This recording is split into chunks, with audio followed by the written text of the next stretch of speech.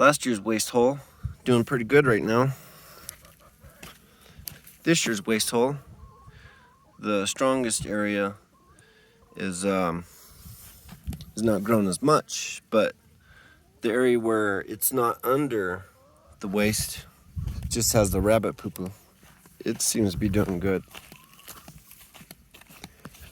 And this one doesn't look so healthy.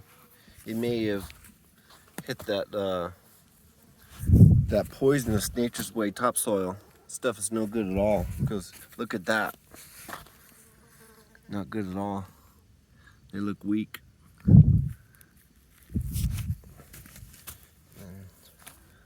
That is the bean. That's potatoes.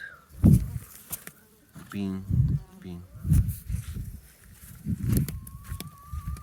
And then this gray soil, that's just the stuff right here instead of the red stuff. The red stuff's right there. It's not really grown.